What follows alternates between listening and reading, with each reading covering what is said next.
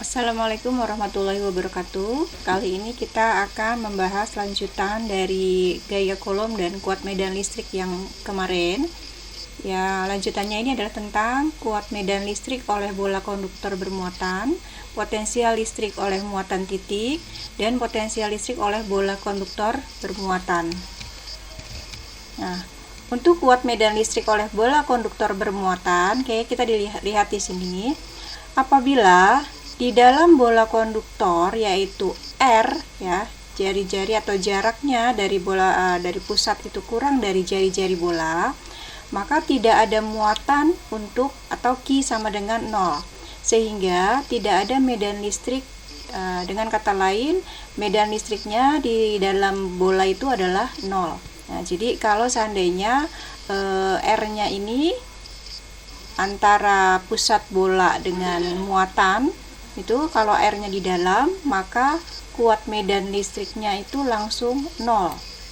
Ya, jadi kalau ada muatan di dalam bola, kuat medan listrik sekali lagi E-nya sama dengan 0.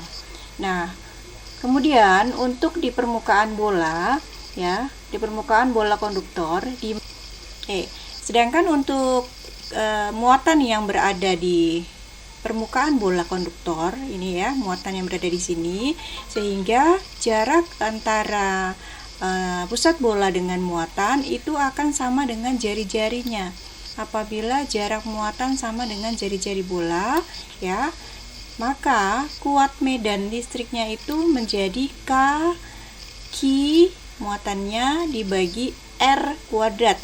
R-nya itu adalah R jari-jari bola. Ya.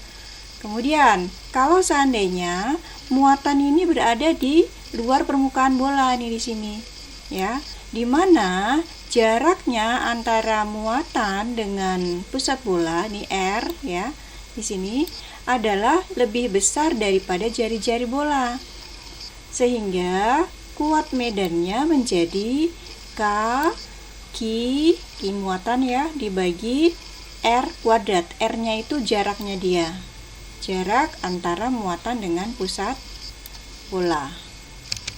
Kemudian potensial listrik.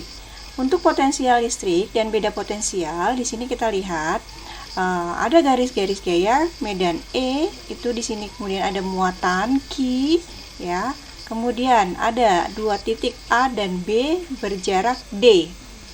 Sehingga berdasarkan hukum kekekalan energi, usaha untuk memindahkan muatan Q sama dengan perbedaan energi potensial. Maksudnya, kalau seandainya muatan dari titik A ke titik B, ya, maka usahanya itu adalah sebesar perbedaan dari energi potensial listriknya atau EP-nya.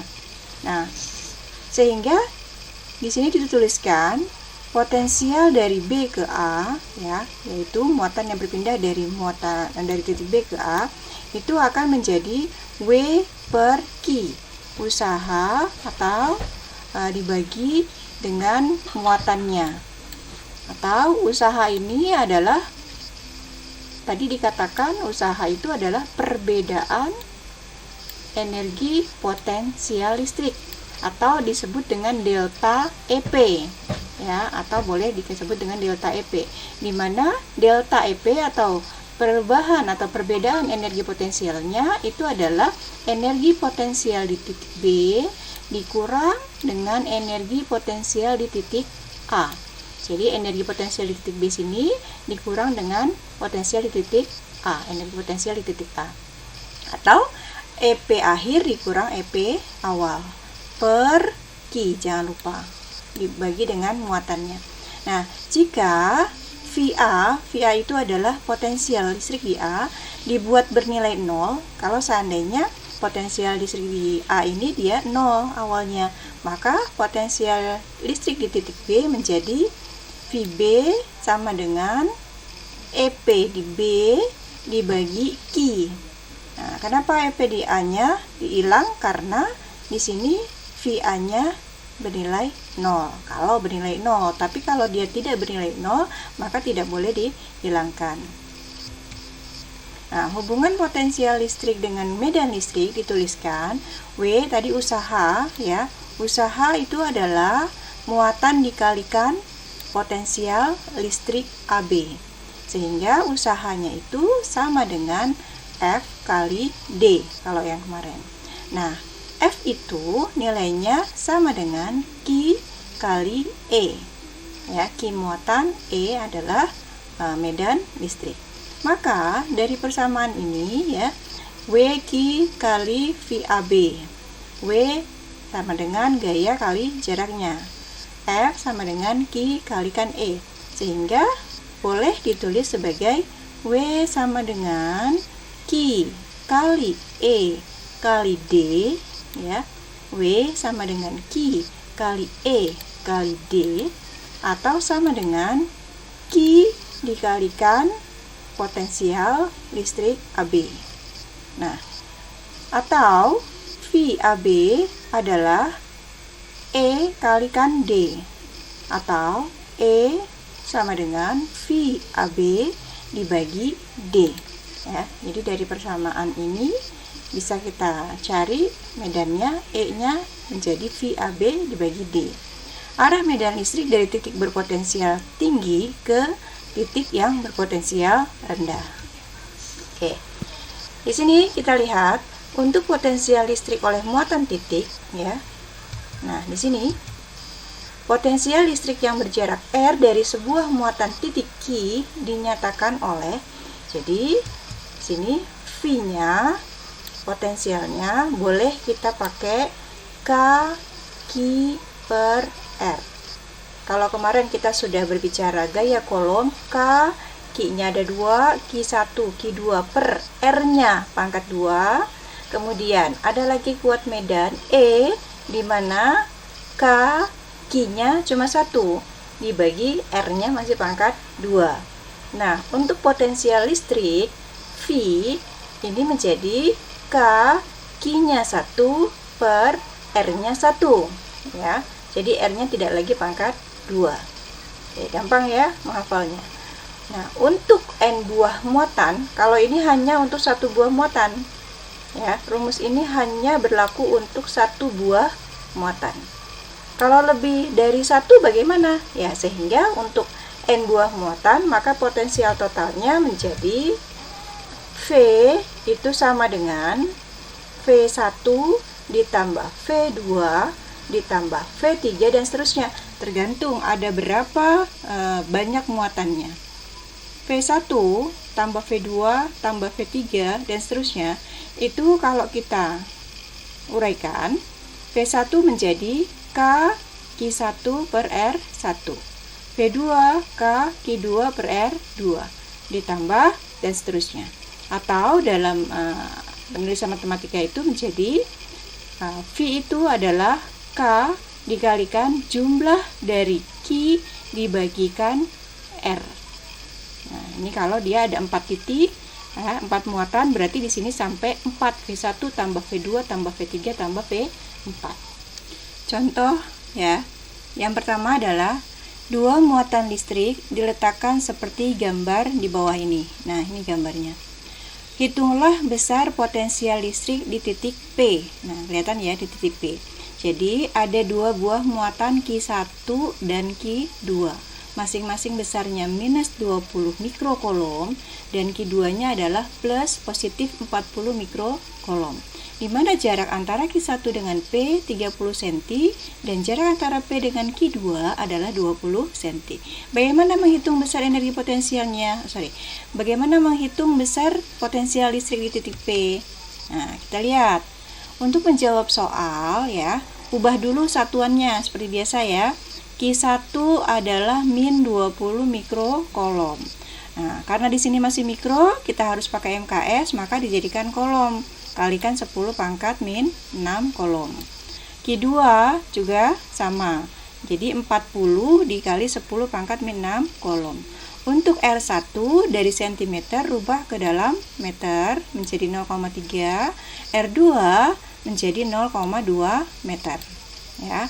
Nah, potensial di titik P, nah karena ada 2, berarti nanti kita harus mencari V1 dengan V2. Atau langsung boleh V di P, yaitu besar potensial di listrik di titik P, itu menjadi K Q1 per R1 ditambah K Q2 per R2. Atau tadi P1 ditambah V2. Nah, kita masukkan angkanya. K itu sama ya, 9 kali 10 pangkat 9 dikalikan, dalam matematika ya, K-nya kita keluarkan, Q1 itu minus 20 kali 10 pangkat min 6 per R1-nya 0,3, masukkan Q2-nya 40 kali 10 pangkat min 6, R2-nya masukkan 0,2. Nah, setelah dihitung, oke, dapat V2-nya adalah sebesar 12 kali 10 pangkat 3. Jangan lupa satuannya adalah volt. Oke, lanjut ke soal nomor 2. Nah, untuk soal nomor 2, di sini muatannya ada 4. 4 buah muatan berada di titik sudut persegi ABCD seperti gambar di bawah.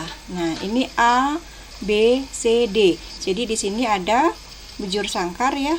Nah, dimana jika panjang rusuk perseginya 10 cm, tentukan potensial listrik di titik A. Nah, bagaimana untuk menyelesaikan soal-soal seperti ini? Kita lihat. Nah, ini soalnya. Oke. Untuk terlebih dahulu seperti biasa, kita rubah satuan-satuannya, kita konversi ke dalam MKS, itu menjadi kalikan 10 pangkat min 6 kolom. QA sama dengan QC ya, itu sama-sama 10 kali 10 pangkat min 6 kolom. QB sama dengan QD, itu sama-sama negatif 5 kali 10 pangkat min 6 kolom ya, dari soal ini. Kemudian S atau rusuknya tadi ya, jaraknya itu adalah 10 cm. 10 cm atau 0,1 meter ya. Ini rusuknya. Oke. Selanjutnya, kita hitung jarak keempat muatan ke titik A. Jadi ada muatan ini ya, A, B, C, D. Karena ditanyanya adalah ke titik A, nih titik A berada di tengah-tengah. Nah, sehingga yang kita hitung adalah jarak dari pusat A ke muatan A, ke muatan B, ke muatan C, dan ke muatan D. Oke ya. Jadi masing-masing kita cari. Nah, karena di sini bujur sangkar, maka kita hanya mencari satu saja karena sama semuanya ya.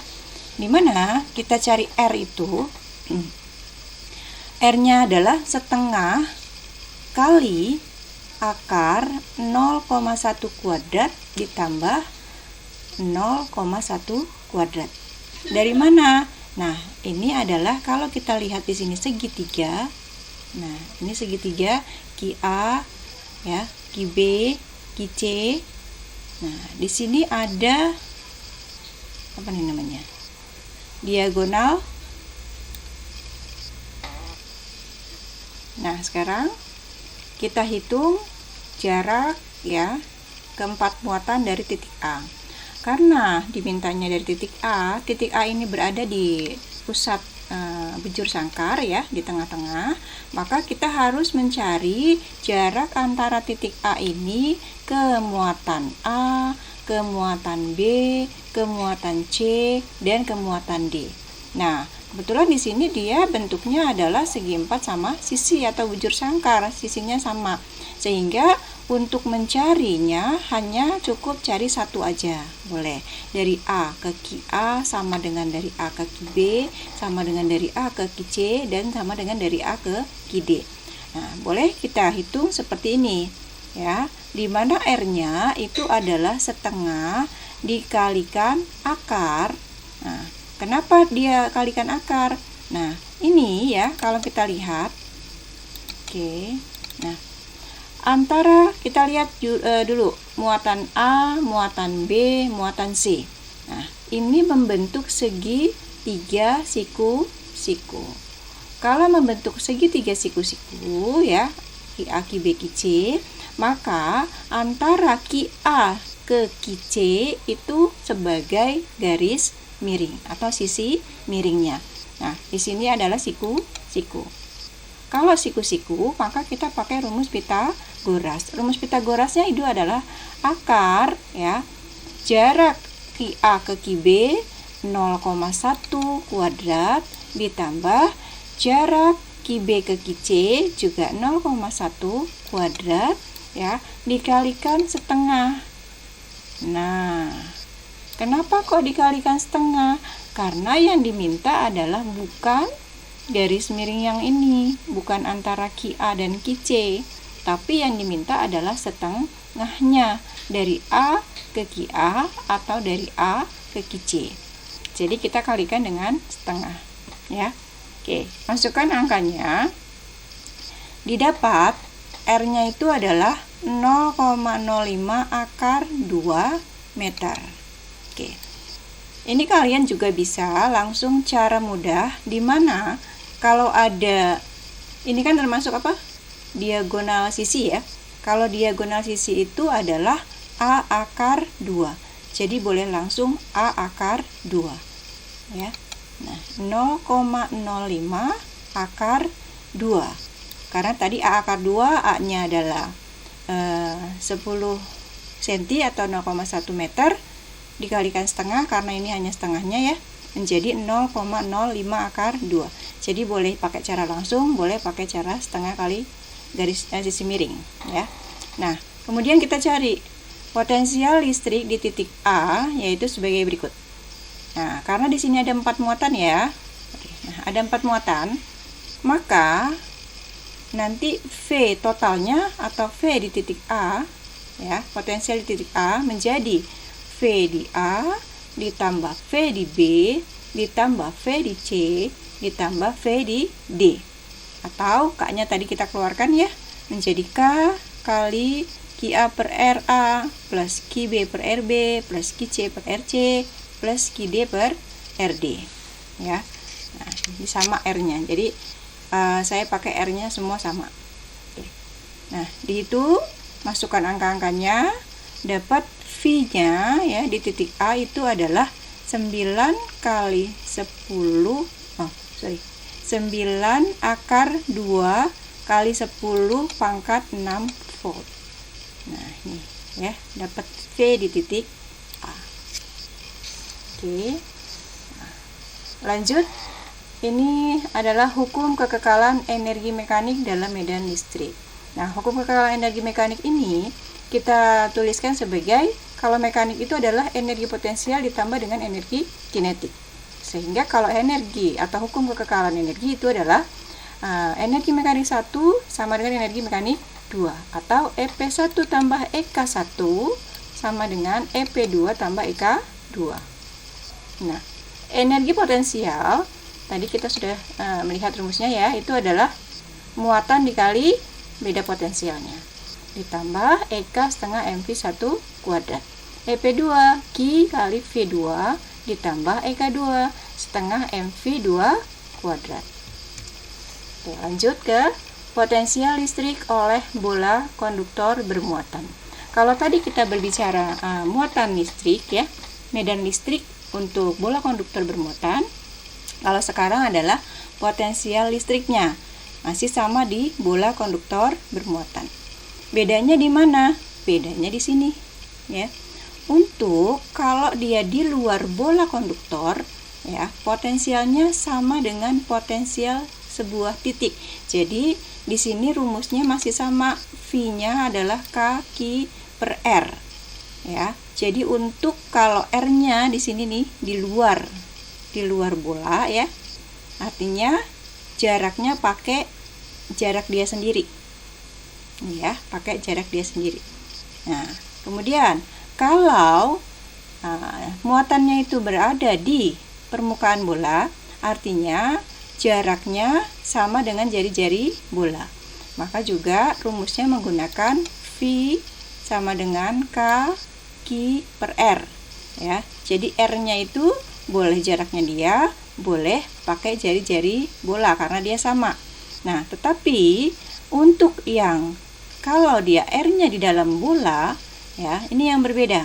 Di dalam bola konduktor, di mana R-nya jaraknya antara muatan ke pusat bola lebih kecil dari jari-jari bola, ya.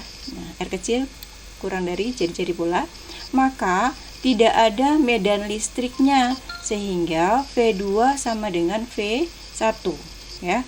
Maka potensial listriknya sama di semua titik, termasuk potensial di permukaan bola konduktor.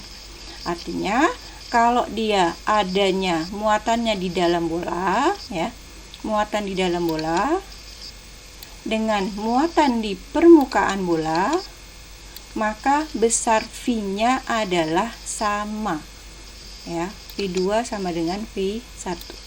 Jadi R yang dipakai baik dia di dalam maupun di permukaan bola, masing-masing menggunakan pakainya R-nya adalah R jari-jari bola. Nah, bedanya dengan yang tadi, ya, kuat medannya adalah hanya di dalam bola. Kalau di dalam bola tadi kuat medannya itu sama dengan 0, langsung 0. Tapi kalau untuk potensial listrik, maka dia sama besarnya dengan potensial listrik untuk di permukaan bola. Oke, paham ya? Contoh, sebuah bola konduktor berongga berjari-jari 5 cm. Jika besar muatan listrik bola konduktor 50 mikrokulom, maka hitunglah potensial listrik di suatu titik berjarak 20 cm dari pusat bola konduktor. Nah, perlu diketahui, pahami baik-baik. Jadi, bola konduktor berongga berjari-jari 5 cm. Jari-jarinya 5 cm. Tapi yang ditanyakan adalah potensial listrik di suatu titik berjarak 20 cm. Nah, artinya muatannya, titiknya itu, ya, jaraknya lebih besar daripada jari-jari bola. Nah, kalau dia jaraknya lebih besar dari jari-jari bola, maka rumusnya bisa kita pakai V sama dengan K Q per R. Nah, R-nya di sini yang kita pakai adalah jaraknya dia sendiri, yaitu yang 20 cm yang kita rubah menjadi 0,2 meter. Dan muatannya kita rubah menjadi 50 kali 10 pangkat min 6 kolom. Sehingga masukkan angkanya. V sama dengan K-nya 9 kali 10 pangkat 9, Q-nya 50 kali 10 pangkat min 6 dibagi R-nya, jarak dengan antara pusat bola dengan titiknya, ya, yaitu 0,2 yang kita pakai. Sehingga hasilnya setelah dihitung adalah V sebesar 225 kali 10 pangkat 4 volt. Oke. Selanjutnya di sini ada 3 soal, tolong kalian kerjakan di buku tulisnya, ya, atau boleh di folionya. Ini yang pertama adalah tentang bola konduktor, ya. Jangan lupa dihitung kuat medan listriknya dan potensial listrik. Ya, maka kalian nanti hitung E di A, E di B, E di C, kemudian untuk potensial listrik V di A, V di B, V di C. Ya, masing-masing di sini A-nya di luar bola, B-nya di permukaan bola, C-nya adalah di dalam bola. Oke. Soal nomor 2 di sini tentang potensial juga, dan soal nomor 3. Silahkan kalian kerjakan, mudah-mudahan paham. Kalau tidak paham, ya nanti boleh ditanyakan kembali. Assalamualaikum warahmatullahi wabarakatuh.